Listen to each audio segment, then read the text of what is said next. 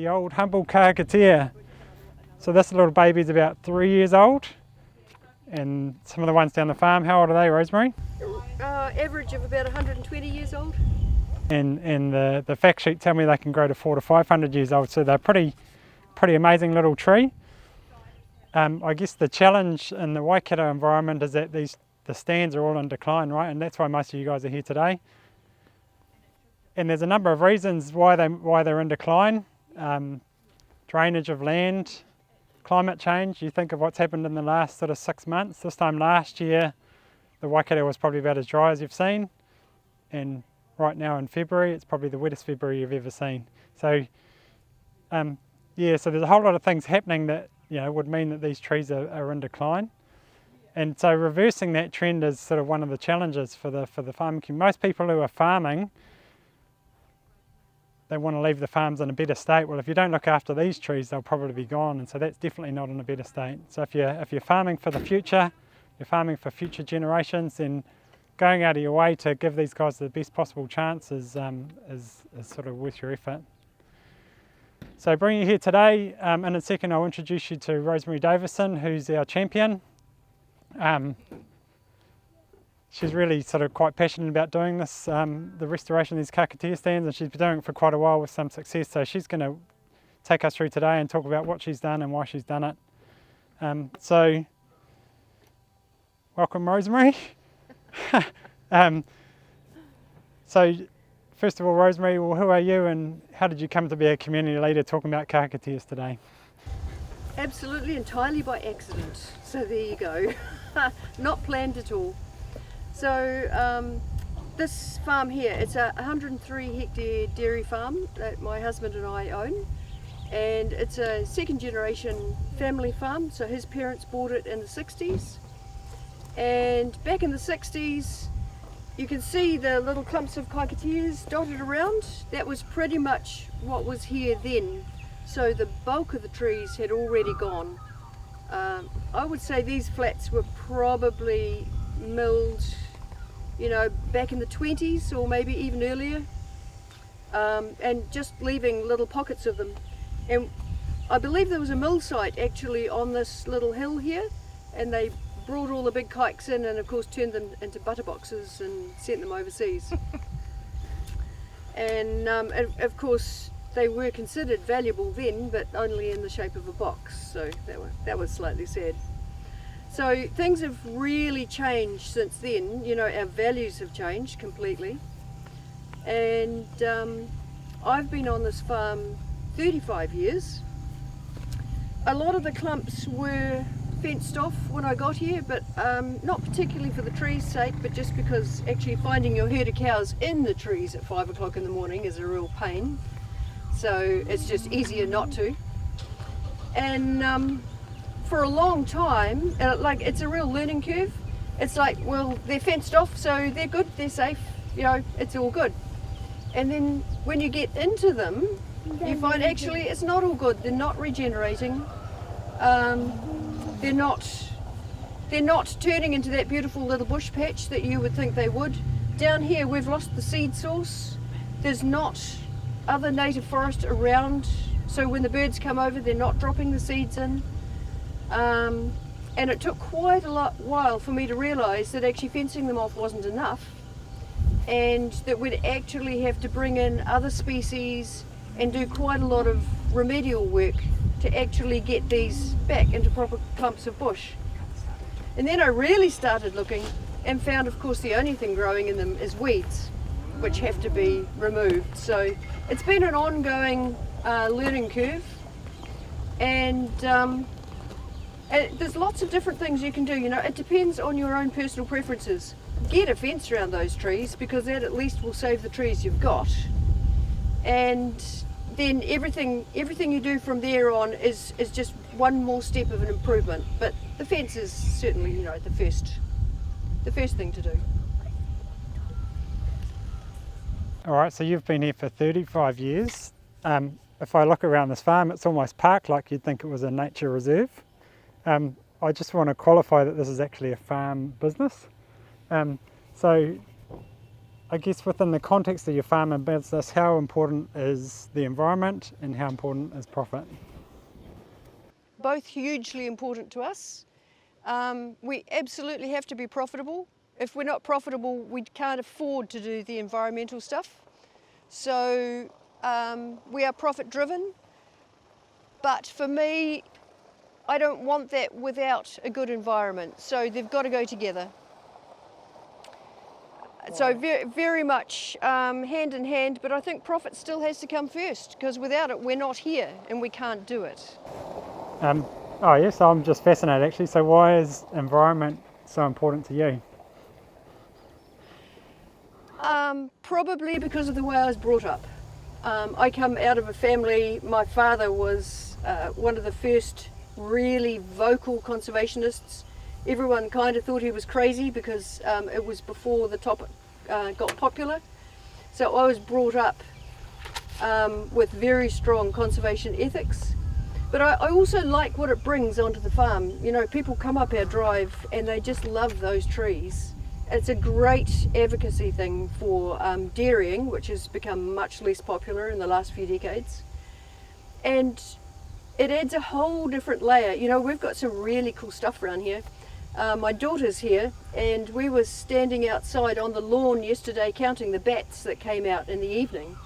And we couldn't do that if we didn't have a forest in our garden. You know, they're rare and special, and we've got them going past the front door. We also have some really cool birds, a lot of pigeons, tuis. I've seen falcon come through, kaka come through quite often. It just adds a whole different level of really cool stuff.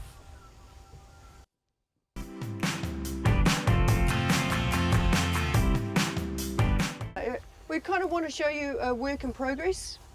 So mostly I'm going to show you my mistakes so that you don't have to do the same thing. So that's really the point of the day. So yeah, we're going to go from to something that has been fenced off for years and years, but only I've been dealing with it in the last 5 years. One that I'm still dealing with, so I haven't planted. One that I've dealt with and planted within the last 5 years, but completed it, and it's really coming along nicely. And then we're going to go into the finished product, which is what you're aiming for. So you can get a bit of an idea of a whole work in progress and hopefully what you might get in 10, 20, 30 years, depending what you're dealing with on your farms. With the fact that you had the stands of Kahikatea here and you didn't have the other natives coming underneath to track the birds, have you seen fluctuations in the types of birds over the years you've been here, and could you identify what might have caused any of that? Yeah, very specifically actually, because I'm a bit of a bird fanatic, so birds are my thing. And when I got here 35 years ago, I saw the trees and everything and thought, oh man, you know, this is going to be great. There's going to be all kinds of cool stuff in here, and there wasn't. There was nothing. When the kahikateas fruited in the autumn, a few pigeons would come past, and that was it. And I couldn't believe it. It was barren. So, much to my husband's horror, because I'm also a bit of a landscaper, so we ended up with a very large garden and planted pretty much everything in it for the birds. So there'd be 30 kauais down there, and there were cherry trees and all kinds of things that, you know, typically pigeons, bellbirds and tuis would go for. And within about 5 to 10 years, those birds were all regular. And you could really tell because there was honestly pretty much nothing. Now, if we go into this bit of bush, which is the most established one, you can just, you know, there's just grey warblers and fantails and, you know, all the common but good native birds are there all the time. And sometimes they're there in flocks. It's very noticeable. Fantastic. And is your pet native pigeon Yes. still cruising around? Haven't seen it for a month or two, but that's quite usual this time of year when there's a lot of other feed around. Yeah, so we actually raised we were down there much to my horror, I discovered that actually in the bush the most common plant was privet, not the nice natives that I was hoping for. And I had a team of people there, and we were cutting big privet down, and somehow there must have been a pigeon nest, and it was May, so it was very unusual. And we found a large, well-developed pigeon chick. And we're like, oh my gosh, what have we done? But anyway, we raised it. And as it fledged and got to be an adult, it was like, well, I can't keep it in a cage, this is a beautiful big bird. So I let it go and thought, oh man, I hope it survives and I bet I never see it again. And it came back every day for the next 3 years, looking for, what it really likes is frozen peas that have been thawed out. So every day it would be sitting there waiting for its peas, which was absolutely awesome. And now it goes away for like 6 months at a time. And then one day it'll just fly in, and if I'm walking around the garden, it'll come in and it'll sit on my shoulder and bounce up and down until I go and get it some peas. So it's really cool. That's amazing. So if you're real lucky, and if the kids are really lucky, they might experience that today, but we'll see. Yeah. We'll see.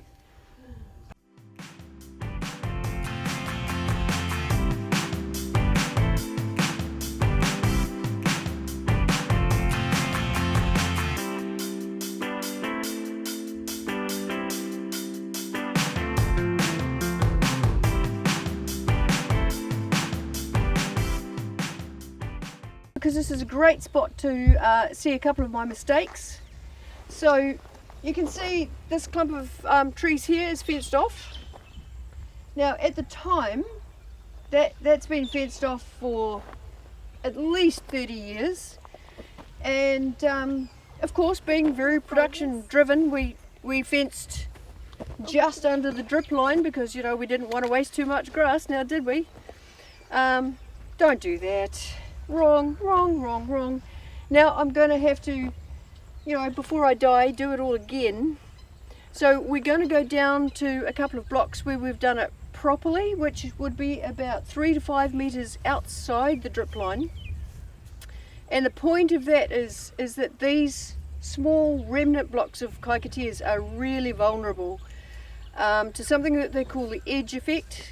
And the edge effect is the fact that any wind or anything like that can actually go through the whole block. That if it was a much bigger area like they're designed to be in, the inside of a piece of bush will be really mostly very sheltered.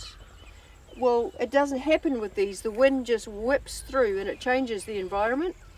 If you put your fences 3 to 5 meters outside the drip line, you can get a planting outside the block that will come up and grow with the trees on the outside and block all the wind, and it makes an enormous difference in a restoration project.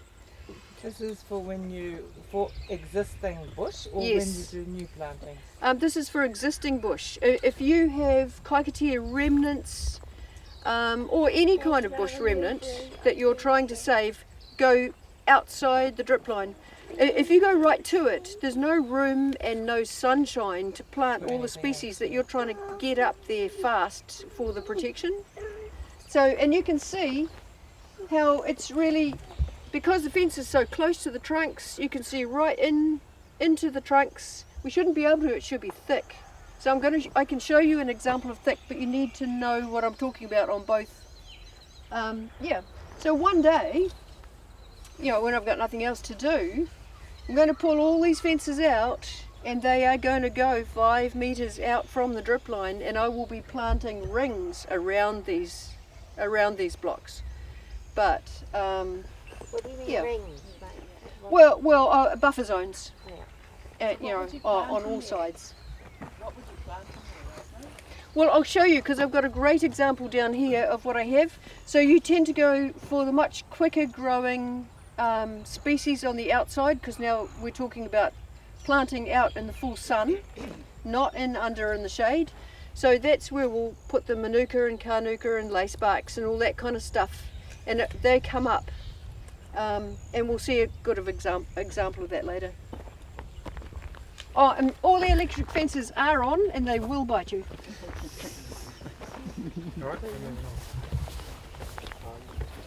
Yeah. You're not one of these people that can describe them. Later blocks that I've started working on probably only maybe 7 or 8 years ago. So I didn't actually come down here very often because, you know, mostly you're working on the farm, and I do the more obvious blocks. And then I came into here and just went, oh, goodness sakes, jeez, look at it. It's just terrible. So if you can see behind me, there's standing dead bushes all over the place. See through here? So when I got into here with my reality glasses on, I found it was just a sea of privet, most of it about 3 to 4 meters high, and not a single decent plant regenerating at all. So I was appalled. So it took several years of getting rid of the privet, which you can see I've got all the seeding ones out now, but it is still coming up. So I've still got weeds coming up in here. I still need to be in here regularly. You'll find there'll be privet seedlings throughout here about this high, but I've beaten them down from 4 meters down to this high, so I'm quite proud of that effort.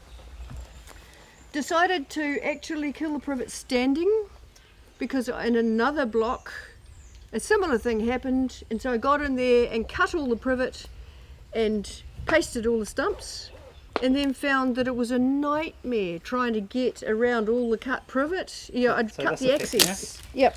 So that's everywhere. So that was everywhere, and that's not a plan if you're going to do this, because you need to be able to get access. So what's this? What's this one? Is that privet? Yep. So that's the difference, right?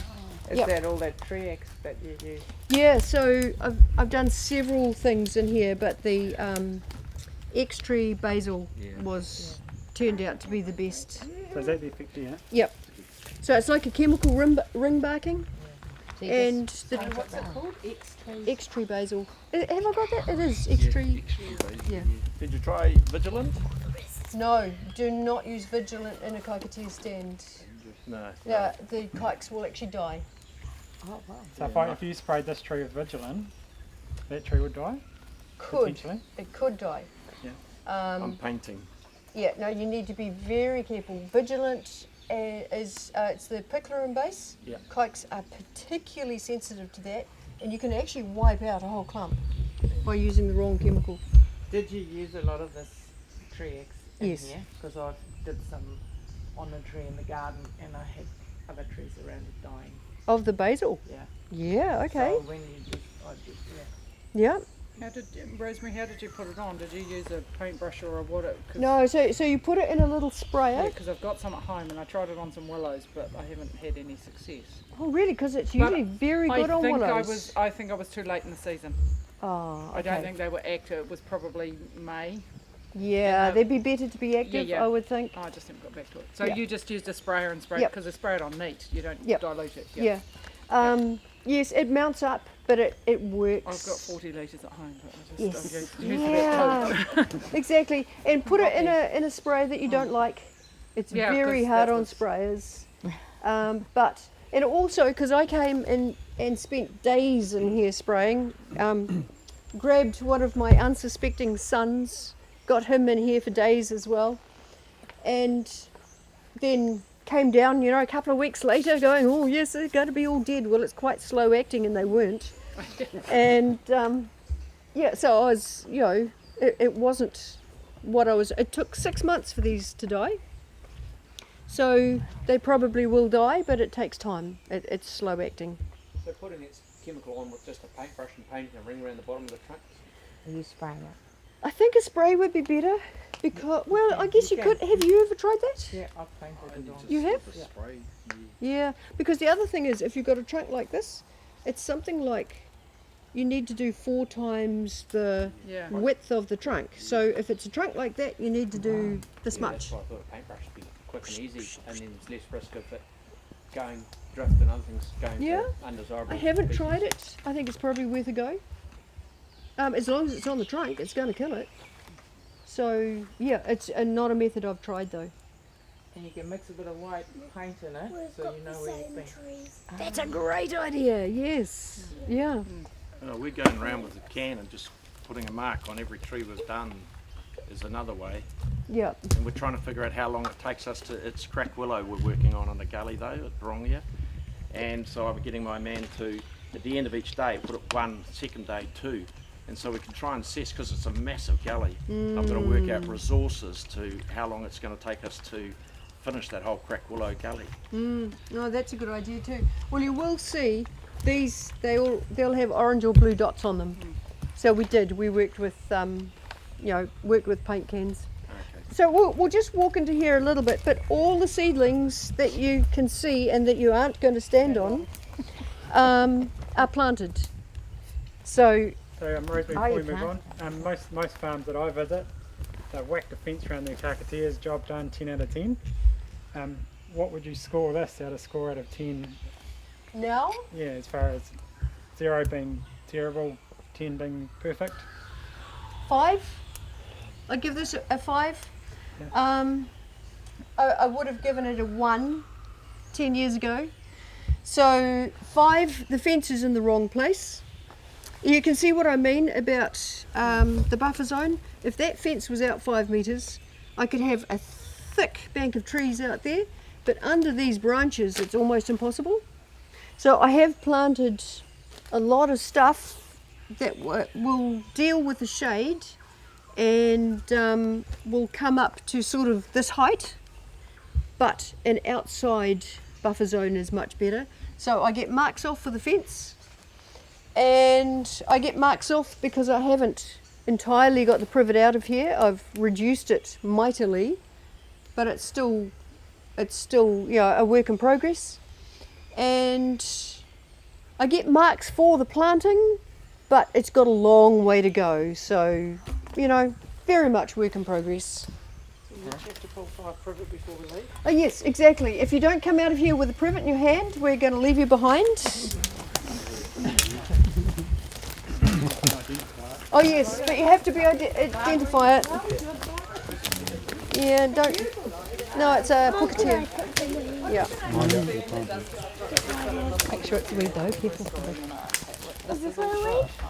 Oh, isn't it?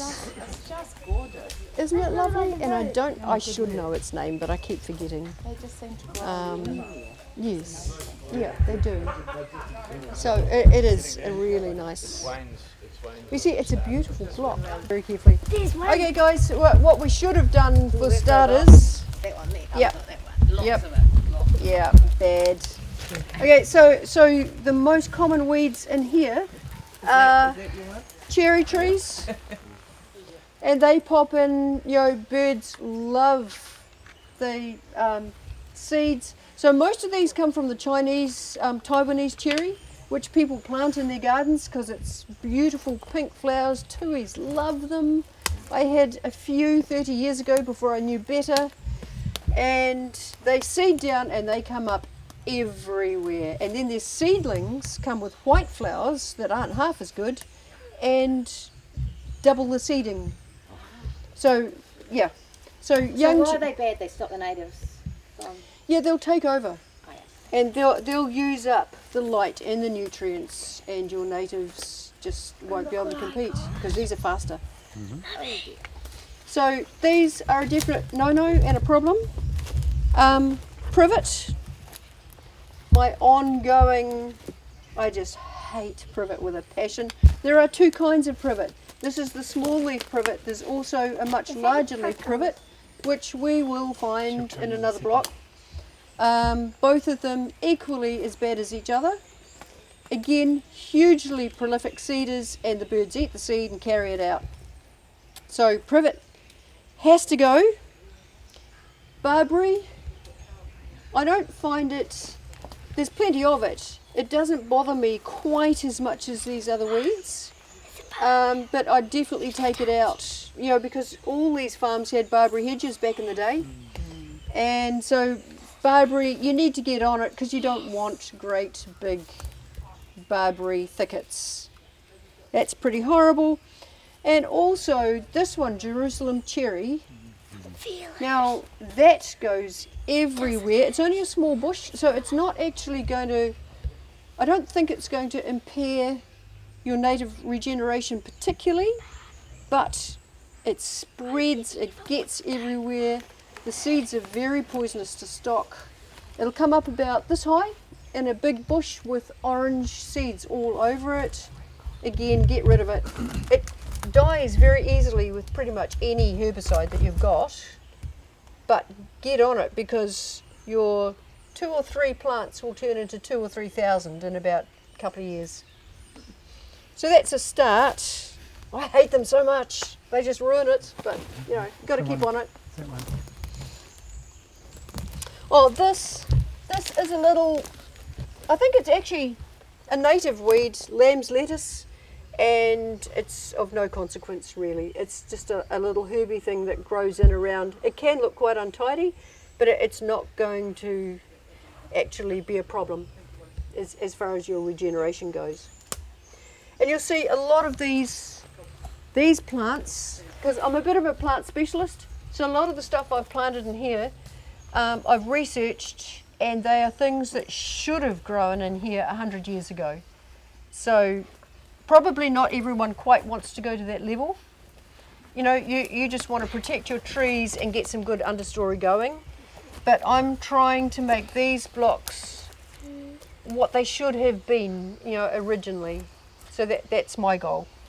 Rosemary, what I've found in a block I've been working on in Raglan for 17 years is that I put in your standard nursery plants to begin with, and then the ones that land and the trees that like that land, they're coming up naturally.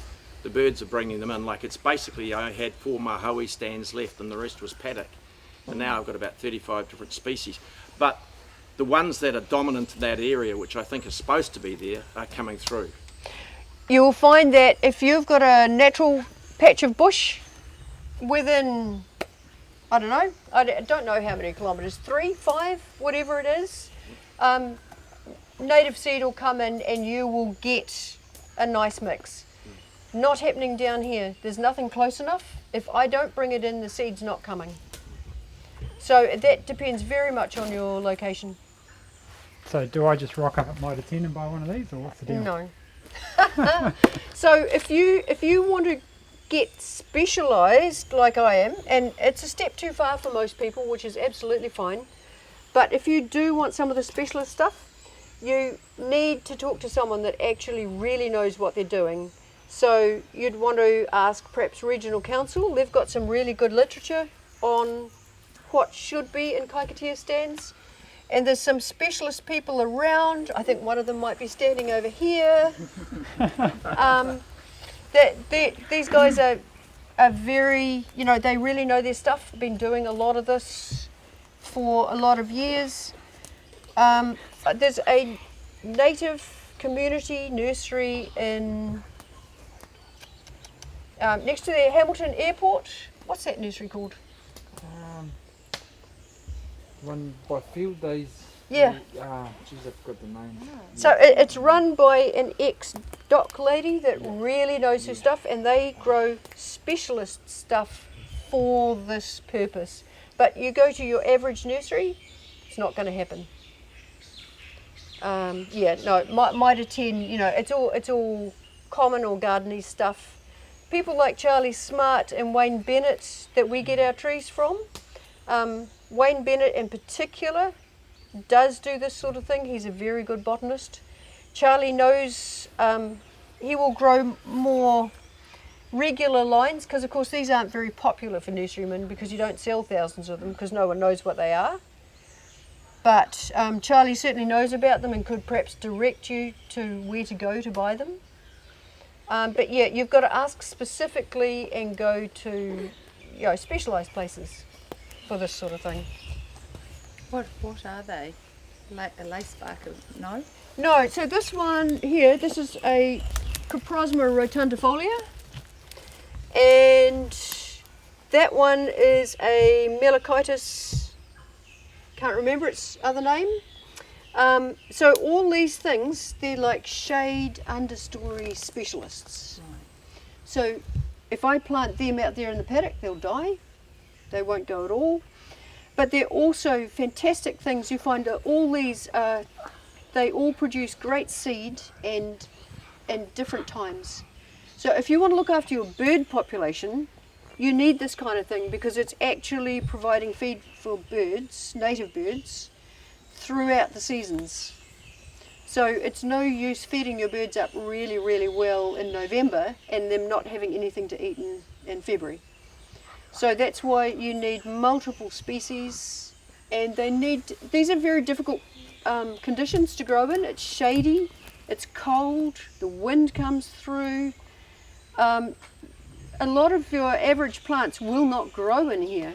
So you've got to get the right ones for the right place. And yeah, and you need the whole spectrum if you want all your biodiversity to come back. And that's kind of my thing. But actually not everyone wants to do that, and that's fine. Just save your existing trees for starters, you know. Take step one. Alright, so this is a 5 out of 10 and we're going to a 7 out of 10? No, we're going to a 3 out of 10. Okay, and we'll show you a 10 out of 10 at the end. Yep.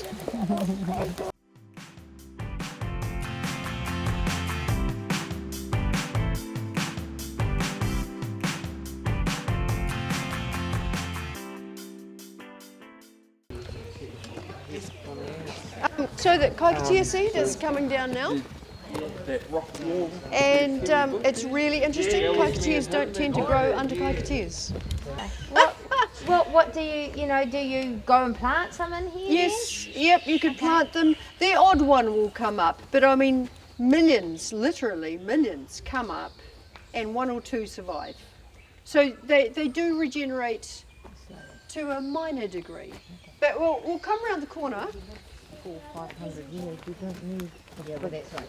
You don't need generation of race to keep yourself.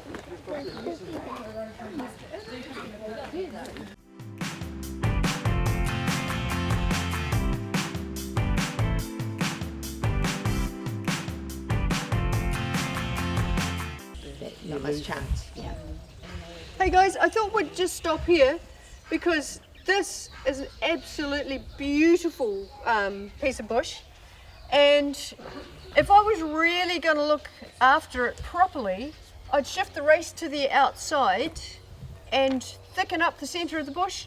But honestly, it's just so nice bringing the cows through here, and we get so much enjoyment out of it that I just can't do it, so it's too bad.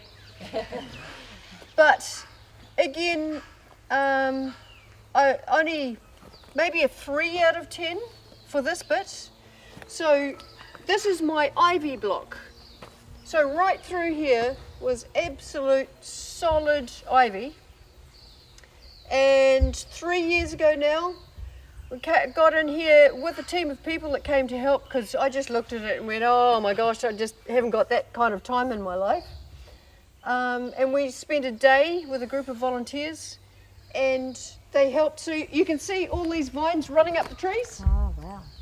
And then you look at all the trunks, and like through here it was just solid. So almost on top of the ivy, you can see that there's a little bit coming back. So I'm not quite there yet, and I'm not going to plant until I know that that weed is out of here, because it'll just smother whatever I plant. And so what did you and a team of volunteers do? You just pulling out, or you? So we clipped all the ones that round the base of each trunk. We clipped every runner that was going up, and then they die because you've separated them from their roots. And then we pulled them back from the trees, which left big mats of growing ivy, and then I got in there and sprayed it. With what? And I used Grazon for that. So this is still a work in progress, because I want that ivy out of here. But you also see I've got another creeper coming in here. Now that's a native passion fruit. And yeah, so it's a native, so technically good. It's overdoing its welcome a little bit in here because it's a wee bit too successful, but I'm not so worried about that. But I will have to watch it where I do my plantings, because it will smother them as well, so I'll have to be quite careful. So yeah, work in progress, only a 3 out of 10, and I'm never going to get 10 out of 10 because I'm not shifting the race. And actually I've been through here at 5 o'clock in the morning following the cows up to go to the shed and seen native bats hawking across the top of the herd because they're disturbing all the insects, and that is really cool. So it's just worth it. Rosemary, how much work are you putting into this block, hours-wise? So I haven't been in here well actually I haven't been in any of my blocks to work probably for 8 months. So as autumn, I'll hopefully get a little bit more time, sort of late summer and autumn, and then I will spend a day or two in each block. And, you know, because now I've got them to the stage where if I don't get there for 6 months, you know, things like that privet there, he's up to here, but he's not up to seeding level, so I'm not too worried. I'll get him, he knows. It should be shaking in its shoes. So my hard line is no seeding big woody weeds, and I'll get to the seedlings before that happens. I can't not now because we've put a lot of work into this. So realistically, this block will get 8 hours of work once a year? Yep. And But that is after probably a week's work when it was completely unloved. So most of these guys here will be fencing off stands that have never been fenced before. They're currently grazed. How Yep. much work would they expect to do once they put that initial fence up? Yeah, okay, if they're currently grazed, you'll probably actually be in a better position than we were, because that will have kept quite a few of the weeds down. So if you've got a block of kikes that you're looking at fencing off now, go through it and just see, has it got privet or cherries, you know, because if it does, I would imagine that there'd be a reasonably good sized tree to cope with the stock pressure. Get rid of them before you put your fence up. And then you might be able to start with only seedling weeds. I'll be very surprised if any of you have blocks that don't have weeds in them.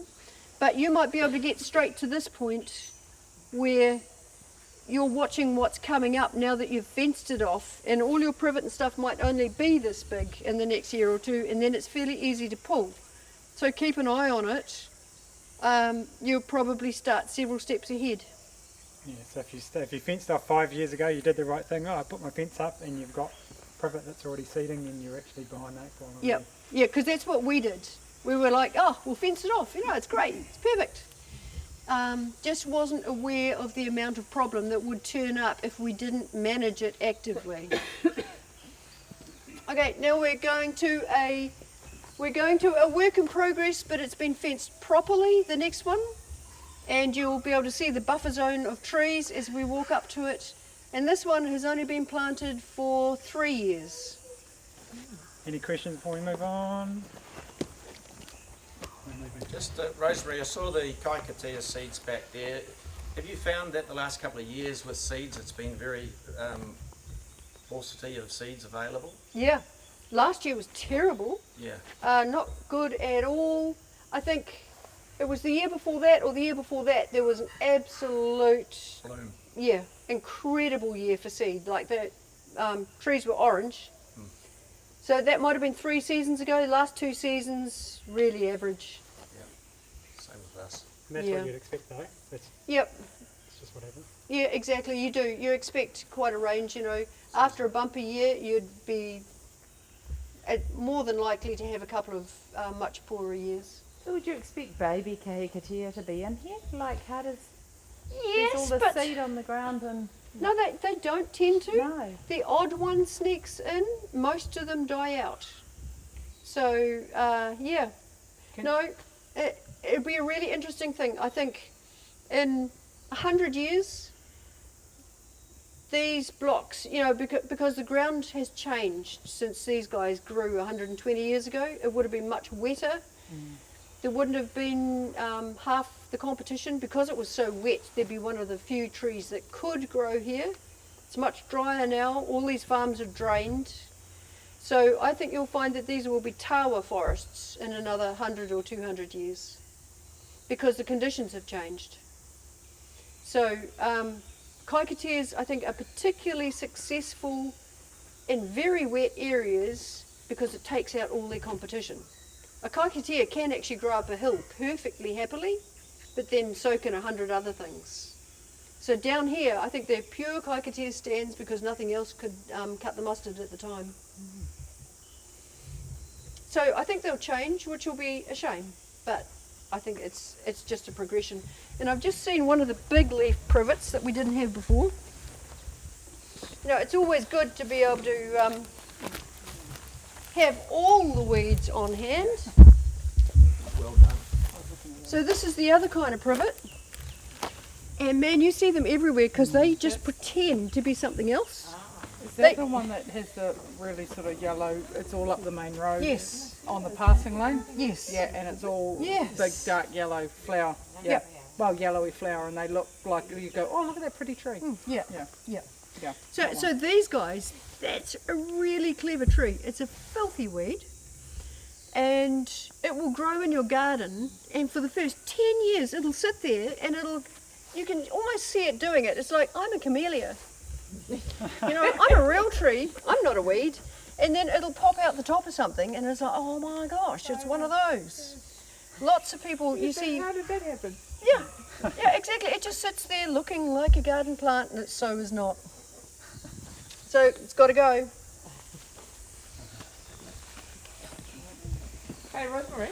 Yeah. Is that wandering Jew? No. What is it? Is that you? That's not your passion. Is Yeah, that the it passion is. fruit That's the you're passion talking fruit. Yes. Oh. Yeah. Like I said, it's overstepping its welcome a little bit. Yeah, because that one is actually sitting on a nice little pukatea. But Oh no, it has been dressed. yeah, I'm in two minds. Yeah, not everything native is ideal. Well, depending on what you want. Yes. Yeah. Is this one you planted? No, now that's one that's come up by himself. Oh, there Yeah. you go. So there's a few, but not hundreds. Yeah. Thanks, Murray. See, there's this privet right next to him. Yep. Yeah, you can. No, Leave that big one for Rosemary. yeah. I wanted to think about it. indicator tree. Yes, I wanted to think about it before I come back. Pull that one out. Oh, the ground here is so nice and soft and loose though. Oh, It depends very much on where you are. Most of mine on hill. Oh, guys, actually, anyone that is planting in Kahikatea blocks like this too, one common and easy plant that does really, really well is mahoe or whitewood. I've got a few young ones in here and a few that actually managed to grow themselves. They cope with the shade, they seed prolifically, and they actually create a really nice understory, and it's a very easy plant. So you don't have to go for all the special stuff if you don't want to. Mahoe is a great standby for under a thick Kahikatea block. Well, I've got hundreds of seedlings if they want. I'm pulling them out because they're just coming through so much Yeah. on one of my blocks. So if anybody wants them, just get in touch.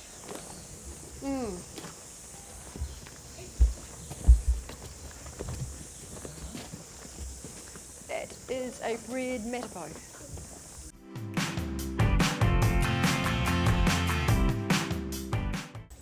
Hey guys, we're stopping here just because we've got this nice little clump of kikes in front of us. Now, this is one of my more recently fenced off blocks. And can you see what I mean about the buffer zone? Oh, yeah, very nice. So that's probably 3.5 years old now, that buffer zone. And you can see how it's coming up thickly on the outside, and it's going to come up through the outside of the kikes and create a real barrier. So that is what all those blocks should look like if we'd fenced them properly, and will one day when I get there.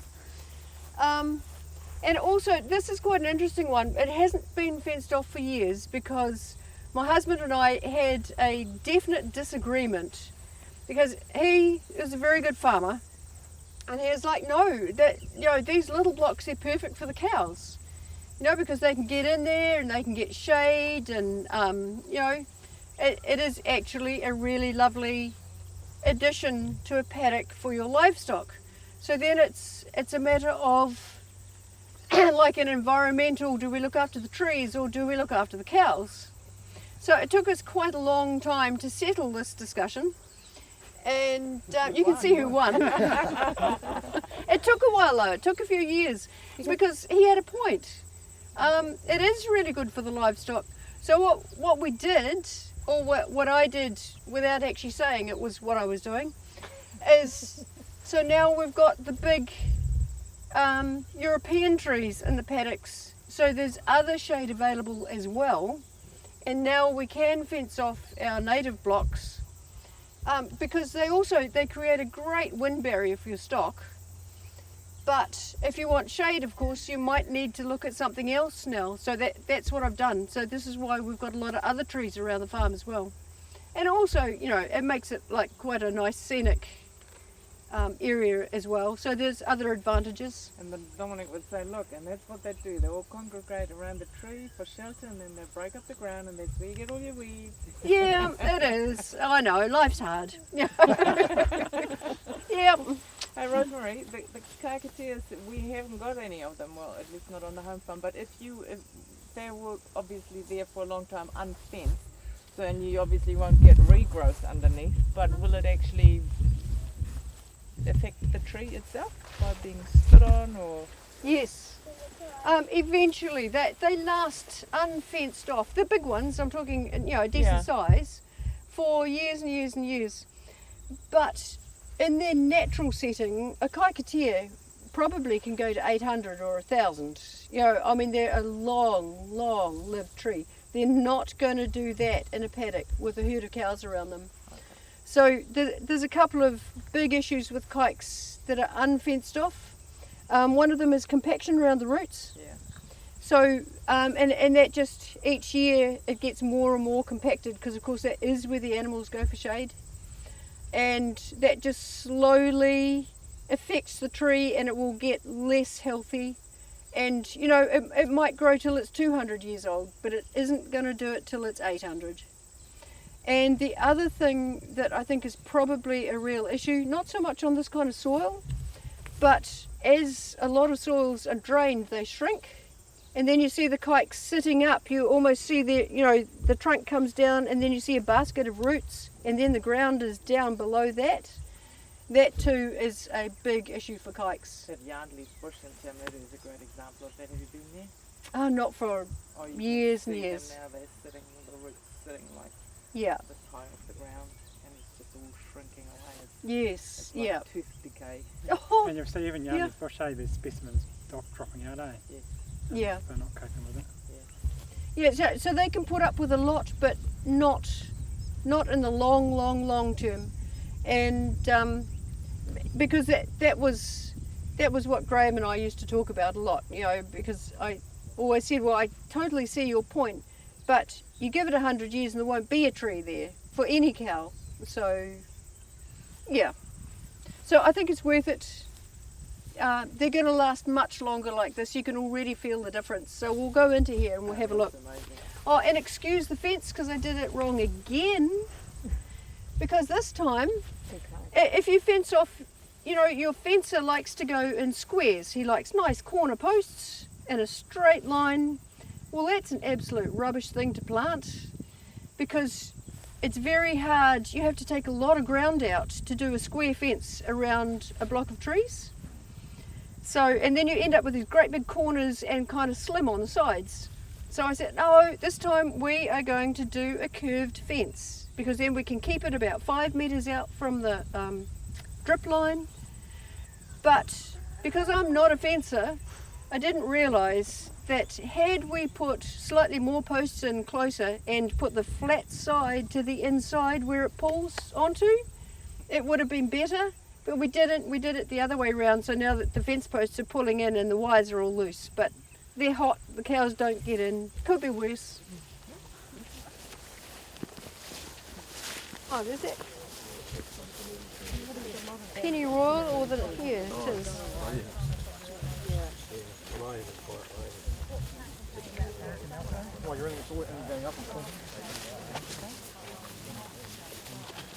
Oh, geez, that was strange. Yes, yeah. Hey guys, we're going to hop in. I'm just going to turn the fence off. It's around here, but I'm just stopping here because this is a really good example. See, I've put manuka around the edge, and cows aren't super fussed on manuka. They'll nibble it if they can reach it, but they're not too worried. You see here, I've got manuka, and then I've got a coprosma there, and you can see how it's all broken down. So the cows are pushing in because they really do enjoy that. So I tend to recommend that you do a manuka fringe on the outside of your blocks because it reduces stock pressure on your fence. And that's a great example there, because you can see they're just pushing crazily to get that, and then they've nibbled these, but not too badly. Just enough actually to keep them off the fence, which is quite handy. So that manuka effect is a characteristic of Rosemary's training. And so there's 60 or 70 dairy farmers in the region who are getting plants through the local catchment group, and you can pick the people who have been trained by Rosemary because they've all got manuka around the outside. Yeah, actually that is true. It's like a signature type thing. You wouldn't use Kanuka too, Rosemary? No, Kanuka is much more palatable. Oh, They will stretch for Kanuka. Gosh. But the Manuka is ideal. So you want to keep all your broadleaves, so all these nice lush looking things, keep them back off your fences into the centre of your planting, and don't put flaxes on the fence line. Flaxes are just horrid. They grow really successfully. I think cows think they're like chewing gum or something. They always push to chew on a flax. And also flax leaves, they extend out, and when they're wet they go through the fence and then they sit on your electrics. And they're a pain. But absolutely fantastic further in, because of course they're going to bring the tuis and stuff. So you've planted, Rosemary, you planted manuka. What else have you planted here? So this on this outside is a range of quick growing stuff that can cope with high sunshine hours and wind. So I'll have Kanuka, Manuka, I've got a bunch of koais in here, but that's because I really love birds and I want them to come up. I've got wineberry, which is one of the first natives that will come into slips and raw areas, so very fast growing. I've got the hebes popping out there. Again, they're absolutely fine for really exposed sites, also great for butterflies and moths. So all this stuff, it's quick growing re-veg stuff, all of it pretty common, because what I want out here is not species diversity, I want shelter, and I want it now. So that's the whole point of this ring. How long have these been planted, you say so? Well, I just said 3.5, but actually maybe it's 4.5 years. I'm just trying to think which year we did it, but it's not that long. This is one of my recent plantings, and they've come up really well. Pretty good for 4.5 years. Yeah. And so prior to that, it was all grazed under the whole. Yes. So this block was completely grazed up to maybe 5 years ago, because we got the fence in and then planted the next winter.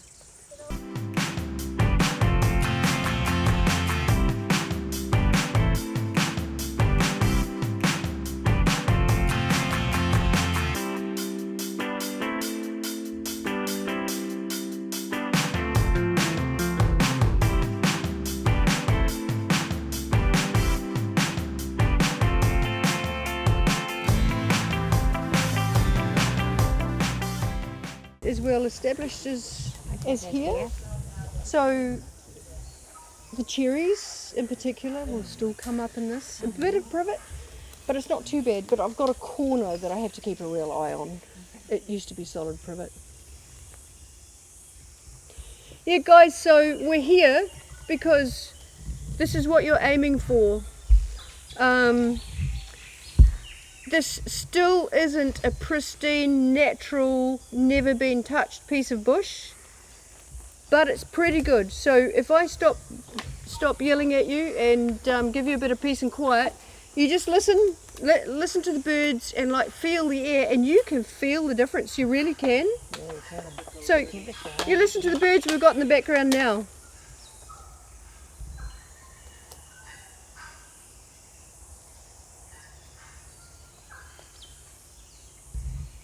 Now we're into the tuis.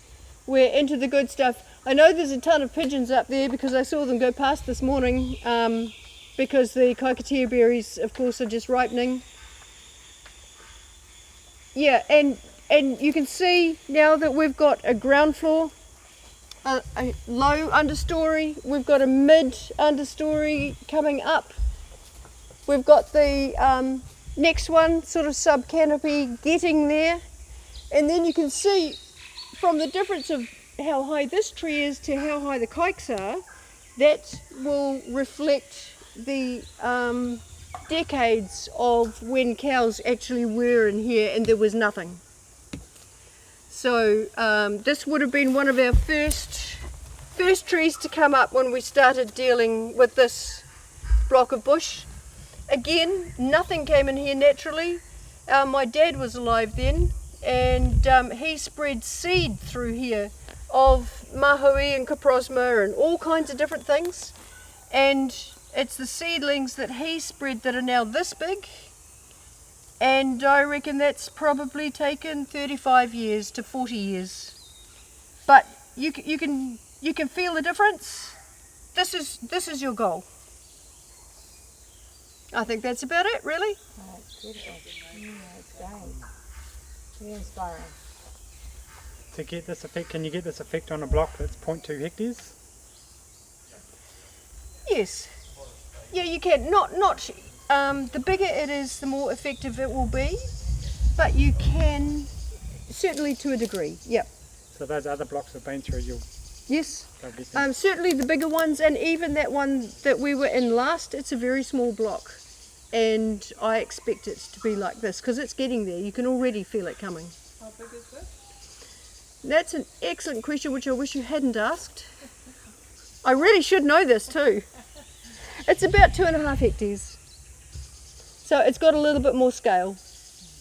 That would be one of the bigger blocks around here, wouldn't it, Rose? Yeah, actual Kahikatea stands of any scale are rare. Very, very rare. So yeah, it is one of the bigger blocks. Have you had these trees aged? How old are they? Well, there's been the odd one that's been cut down for various reasons, or or they've fallen down and we've cut them up.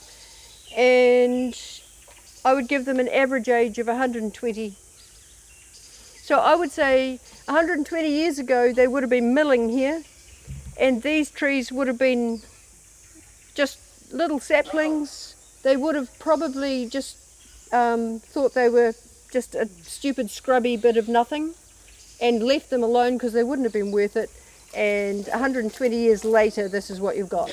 Colin Murphy next door told us that he said his grandfather thought they stopped milling about 1915. Yeah, okay. Yeah, and Yep. he said there's I think he's got a photo taken early 1920s which show all these little blocks as little trees Yes. still. Yep. So And when they were milling, there'd have just been they pea would have sticks, just been, and they'd be like, and oh, they would that's have just scrub. gone past it and, Yep. and left them. But Yeah, oh, that's interesting. So that's about right, really. I'll keep him talking and see if I can find the photo. One day. Yeah. I might be Yes. there for a few hours. Yes, you will. How back then would you have had a patch like this with little trees? Yeah, I would say it would be a patch of just fern, rubbish, a few Kahikateas in it, no real trees. They're all very much of the same age. There's nothing big at all in here. Anything like this or better, they'd have milled. Absolutely, especially when it was on site. And and it would have been wet as anything. So it would have been yuck, and everyone would have walked around it to go to the better areas. But it could have been the first, because it's close to the mill site, close to the knob where the mill was, this might have been milled first and regrowth while they're doing the rest of it. Yep, also possible, yeah. Yeah, because I don't actually know the history back then, but could have been. Yeah, especially if it was there for a few years. Anything of size is gone. So, yep, definitely also a possibility. So some of the farmers here have got stands that have got 20 trees. What Yep. would you do if you just had 20 trees? Would you do anything different? Oh, if I'd known that, we'd have done one more stop. I've got a stand with about 20 trees in it. So, if you're trying to do just a little area, those trees are totally worth having. if you possibly can, make your buffer zone deeper. They're probably in your best paddock and you don't want to, but if you can go 7 to 10 metres out with your fence and get those buffer trees in, it will be really valuable. But if you can't do that, just do what you can. And they're absolutely worth saving. I've got a couple of tiny blocks where I've actually only fenced off 10 or 12 trees, but they're this size. And yeah, and then I've just got all my regen planting in around them, and they make a really nice little patch after a couple of years, so it's worth it. Do it. They'll still feed birds and Yep. provide places for nests and Yep. something very big swooping in through here. Big bird. Ooh. Don't know how, I know, it was like, Ooh. yeah. Yeah. But it's cool, you know, because I mentioned the bats before. You know, we've got a family of moorporks playing around the garden at the moment because you can hear the chicks because they've got really husky voices. And all sorts of really cool stuff comes out of here that you kind of don't think of, and it just turns up and it's there. And it's like, oh, that's really nice. So something, Rosemary, we haven't talked about is pest control. What would you do in here for pest control, or what have you done, and then what do you do now? Right, so pests ongoing. Possum, this is a possum haven, and but they particularly like coming up and eating my apples, so I get a lot of them out of the garden. So stoats, ferrets, weasels, rats and feral cats are all a definite issue. So in here I've got a round of Good Nature A24s, and I find they're good in the bush, but they're no good in the garden. I think there's too much food source up there. But when I refresh the baits and everything and check them a week later down here, I'm definitely getting rats and things. I also have a line of bait stations, and I put pest off in the bait stations through here, and that gets rats and possums. And then dotted around, but mainly in areas that I pass regularly, I've got DOC 200s, and they will catch hedgehogs, rats, stoats and weasels. So I try and kind of cover my bases, but the pests are ongoing. They're not going to go away. Oh, and I have a range of things. Are there any great cat lovers here? Because I'll shut up now if there are. Speak now. I've got a range of traps that I use for feral cats. And I would say over the last 11 years, I've probably got about 200. Wow. So you may have seen that we've got quail and things running around with chicks, and we didn't have that before I started going for the feral cats. What are your rabbits like? Oh, they've just increased this year. There weren't. Yes, Terrible. they must know you're coming. Yeah, they must have known. They've been actually fine. A lot of hares, not too many rabbits, but just in the last few months, rabbits have gone nuts. Rabbits. That's the only reason we keep the feral cats around, is to eat the rabbits. No. How do you catch the feral cats? I'll show you my traps. I have a range. Rabbits are really good bait for your stoats and your rats. Like fresh rabbit is one of the pretty better baits. Gotta be able to shoot them. Yeah, so I do a lot of that. I tend to go for the hares because I get more meat off them. But Murray's right, I think rabbit's even better. It's kind of stinkier, which is probably a good thing. So I go shooting hares, and I skin them and chop them into chunks, and then bait my rat and stoat traps and cat traps. So frozen here is as effective as fresh, or? Yes, yeah. It's quite difficult this time of year though, because of course the flies come in, your bait's kind of nailed within 2 or 3 days. But it's amazing what you catch. There's all sorts of baits you can buy, but we've got the rabbits and the hares, so I tend to go that way. So how often do you do your bait stations? Well, I would say I'd have done my bait stations every 6 months for the poison. If you look it up online, there's also, the timings. If you go to regional council or DOC, they'll give you timings for like poison bait stations and things. I get there when I can because I'm actually pretty busy. So I probably only bait mine every 6 months, and you should probably do better than that. And my Dock 200s, I've got them on the roads and things that I go down, and I've got them flags on them, so if a flag's up I stop. And I'll rebait them every 2 or 3 weeks with whatever I happen to be using at the time. And how many traps would you have? So I have about, I haven't got a lot of traps here because I do another property as well where I really do have hundreds of traps. But down here I've got 20 A24s. I've got 6 of the, what are they, A8s. They're the possum ones, but I don't find that they're very successful. I would have 30 bait stations that I fill up from time to time. I've got 6 SA, I've forgotten what their name is, but it's a trap that I'll show you shortly. Very successful for possums and cats. And a few Tim's traps and a cage trap, because it's quite good to have a range of different things. You find that some animals will be bait shy, some will be trap shy. It's quite nice to have a range. I don't do them often enough. I would actually like to do them more often than that, but you do what you can with the time that you've got. Hey, and you see what Katrine is leaning against? See that massive, so that's the native passion fruit that we saw in the other block crawling all over the ground. That's it when it's grown up.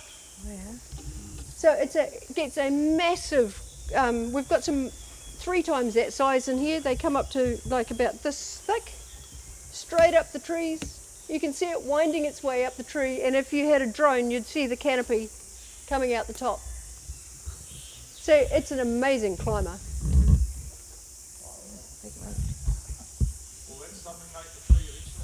No, that tree's big enough to handle it. It's slightly more of a problem when it's crawling over the ground and your trees are very young, but that's absolutely fine. So anyway, we'll go out now, and so just remember, this is what you're trying to do and what you're trying to get.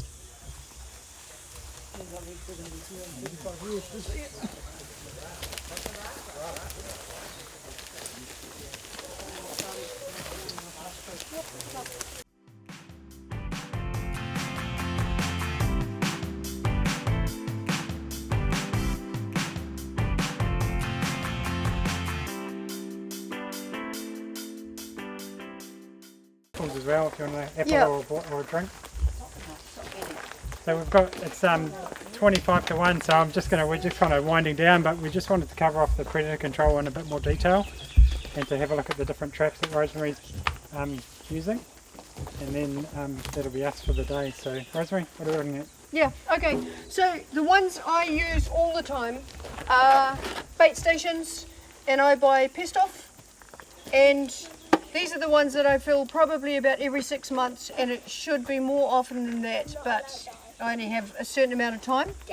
So these will do rats and possums, so it's quite a good, quite a good dual kill. They'll also get animals that are too shy to put their heads in traps. So I would definitely recommend some bait stations out there. So rats are a real problem. Where do you position them? Well, position them somewhere where you can get to easily, which may not be the best place for the animals to go, but if you put them somewhere that's hard to get and you don't bait them, that's no use. So if you're looking for possums and things, they're great on posts around the perimeter.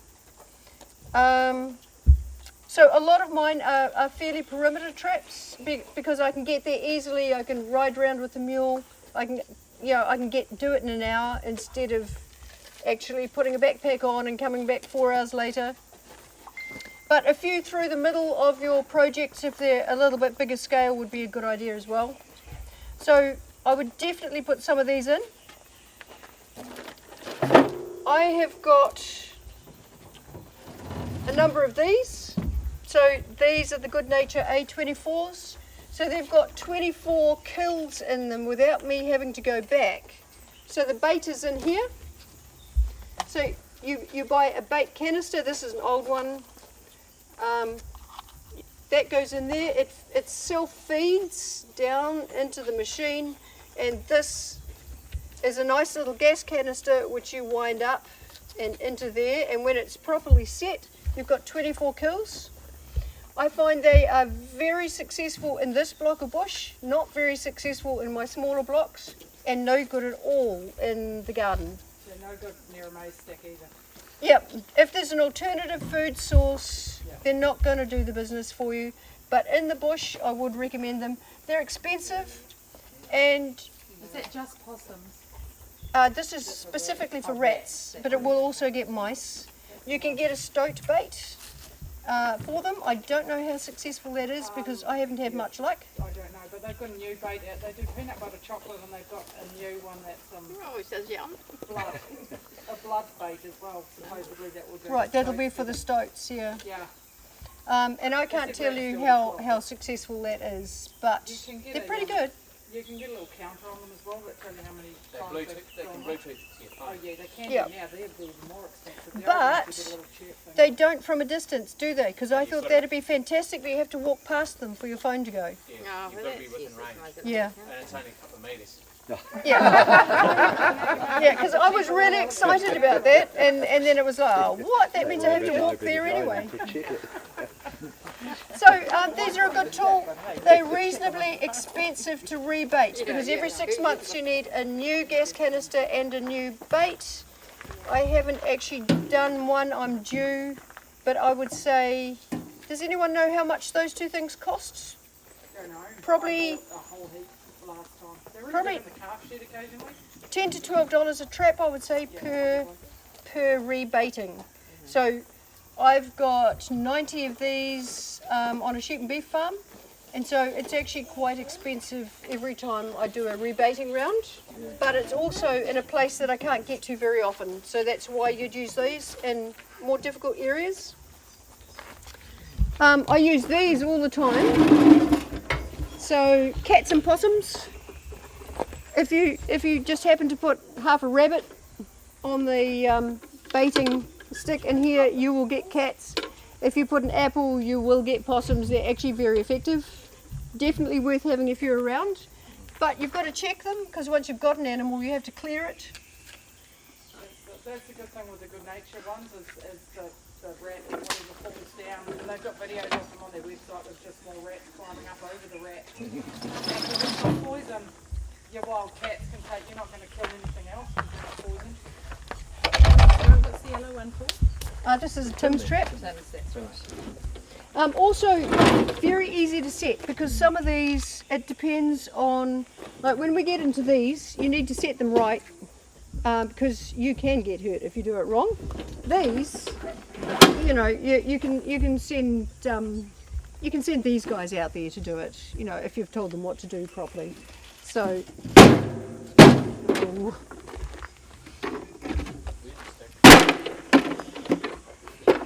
So, yeah, like those are good. This is an SA. What is it called?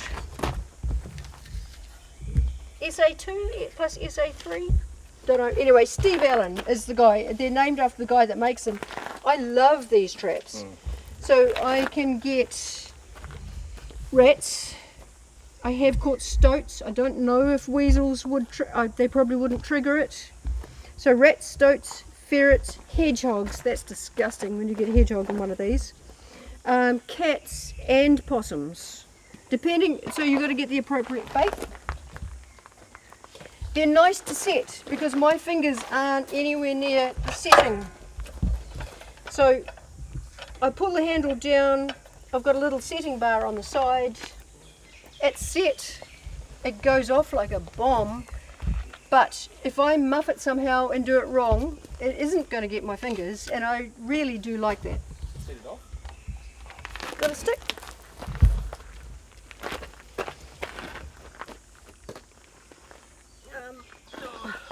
Actually, I said it wrong. Ah! You've got to have this on the outside when you do it. And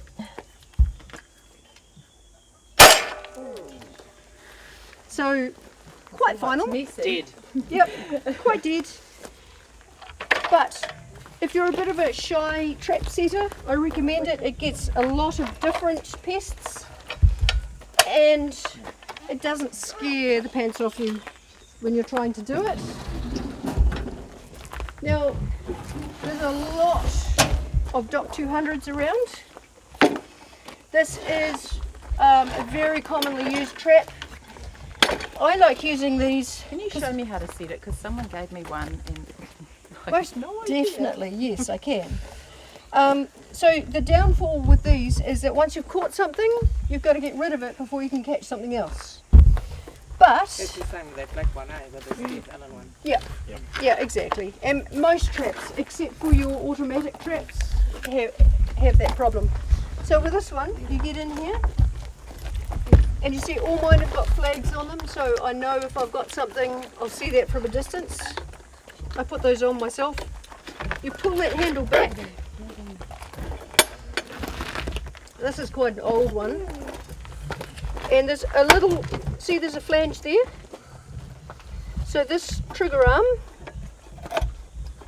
holds against that flange. Now if you do this wrong, this is where you do get your fingers in trouble. So I'm holding it back now, I'm going to let it go. So that is ready to go. The animal comes in here through the wires. I've actually put this one in back to front, but we won't worry about that. That hole should actually be here. And it runs to my bait, which I've got here. So I'll use, Doc tend to use eggs in these. I prefer to use something like chook food or calf meal because the rats go to cereal really well. And then I'll put a chunk of fresh rabbit or hare in there as well for stoats. Really hurts if you got your finger in there. Been there, done it. Oh, it will break your finger. Yeah. Well, actually it ran down the side of my hand. Oh. And I damped off and went home. I was only halfway through. I didn't care anymore. It was all over. Rosemary, they have a little safety clip, like a piece of number 8 wire that comes with the thing, and so when you're setting it, you can put that on and take that off once it's set. Yeah, and actually if you're training someone, you should always have That safety clip. have the safety clip. I don't use them because I've been doing it for years, and I found I can start a round with say 3 safety clips in my pocket, and I get to the end and I've only got one left, and I'm like, damn it, I've left it on a trap and now it's not going to go off. But you should use the safety things. How does the little flag work? So the flag is up here when the trap is off. It's sitting on the ground when the trap is set. So you can walk from a distance and actually Yeah. See it. Yeah. Oh, that's a good idea. So that's just something I added for myself. I'm very attracted to red flags when they're up in the air. So now this one is a Dock 250. Could someone just put their foot on that? These have really, okay, keep the pressure on it. So these have got a big spring. Is that the 250? Yeah. Now, this is something, if you get anywhere near that, Take your arm off. yeah, pretty much. So these are the bigger traps. So as far as animal welfare goes, these are deemed to be too small for ferrets. Really? And apparently they don't always kill a ferret. So they put these out because they are, as far as the animal welfare goes, well, I think they're strong enough to kill small bears actually, but they are certified for killing a bigger. Now this is a very old one. Ah, you're not going to go. I haven't had this one set for a while because I don't like these. Hold on. So I might not be able to get this one to go off. He's it's not set properly. No. Oh! Right. So any bit of you that got in there is now dead. So I have probably, because I bought these before I knew anything about it, so I've got 8 of these, I think. A lot of them, they're so strong, the springs, they've actually bounced themselves out of the boxes, pulled up all their springs and things. So I don't much like them. Don't really recommend them unless you've got a major ferret problem, which isn't usually such a problem these days. Dogs won't let us release kiwis in the northern Puriura until we've put more 250s in, because we're only operating 200s in the main with cat traps like the SA. Yeah. But they're saying no, we want you to put more 250s in, because if any ferrets come along, they'll take out the adult kiwi that they're going to put in there. Yeah, well, I suppose that is true too, yeah. Well, I actually do catch ferrets in my Doc 200s. And there's an actual setting tool for this one because the spring is so strong. There's actually a setting bar that you can actually get with it, which makes it a lot easier. And then there's these. Now these are expensive. And so this is a self-setting New Zealand auto traps model. Now these are supposed to be the go-to now. But I cannot catch a possum for the life of me. So,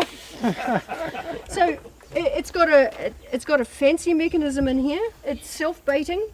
So the bait's in the bottle. It pushes through a few drops every day. I'm actually quite scared of it. In here is a fancy little electronic thing. See, it is currently set.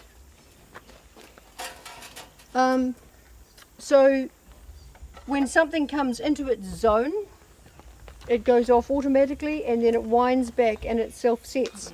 They're about $375, somewhere in that range, or $25, $50, somewhere in the $300 range.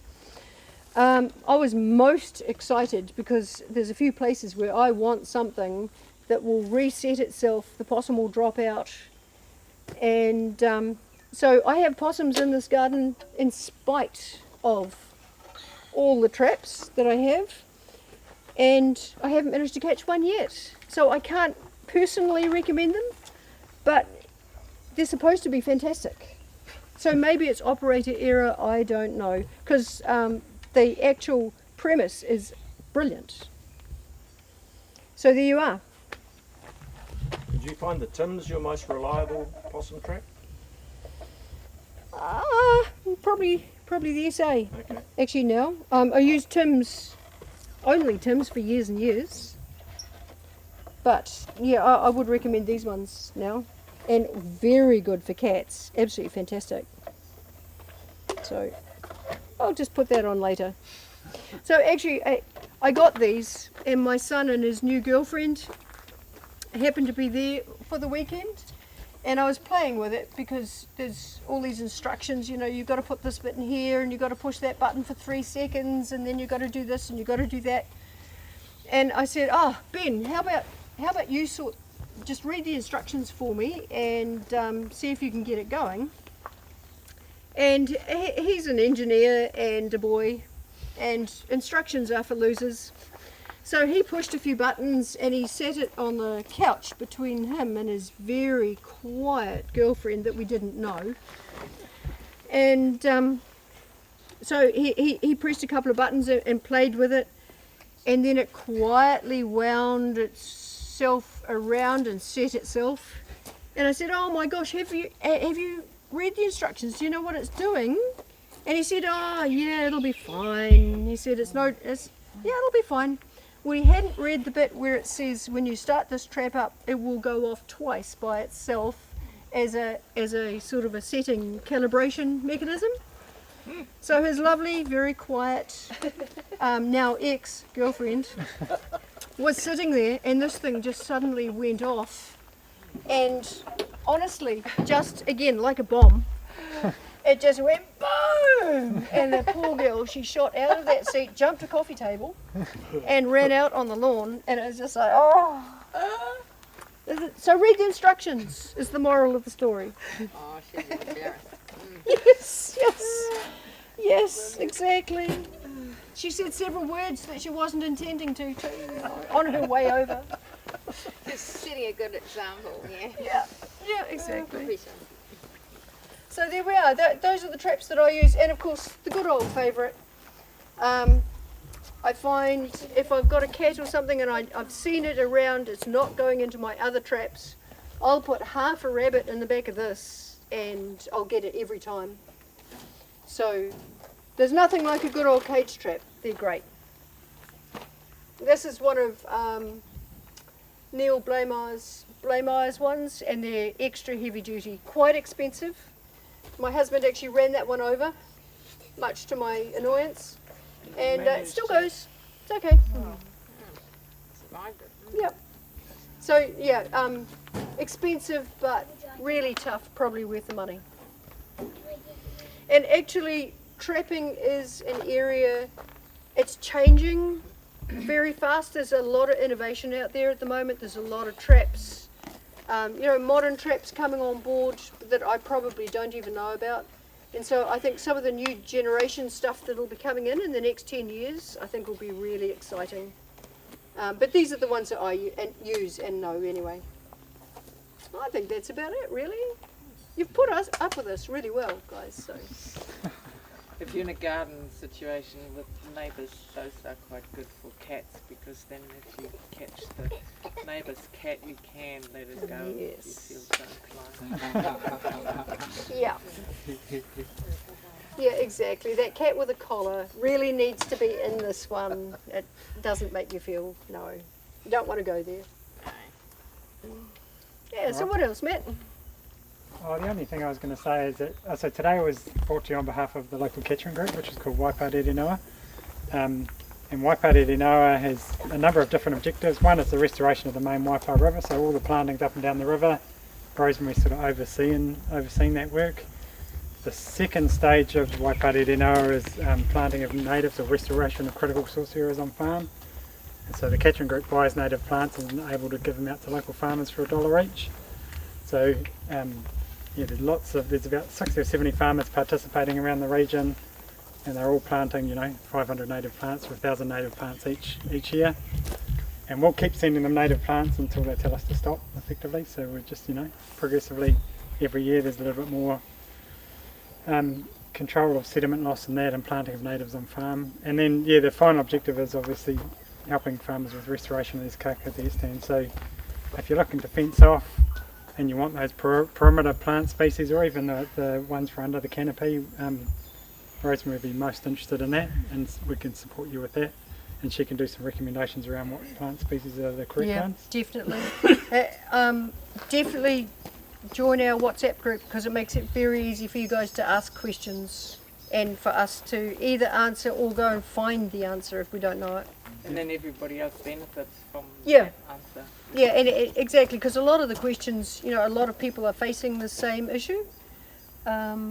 So that's a really good way, and it's, sometimes you just don't feel like making that other phone call when you finally got in at night or whatever, but you can easily do a question on WhatsApp. So as you drive out today, you'll see right under the tanker supply number at the entrance to the farm, you'll see the catchment group sign. And so those signs are going up currently. So there's about 70 farmers who are participating in the catchment group work, and that's growing every year.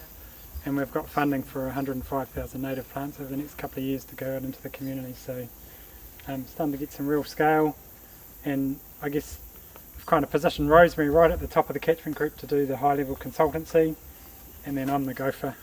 I do all the administrative side of it. Matt does all the real work, to be honest. So I write the funding applications and do all the administrative side of the catchment group. So pretty cool partnership, and we're getting some scale, so it's pretty cool. But thank you, Rosemary, for your time today.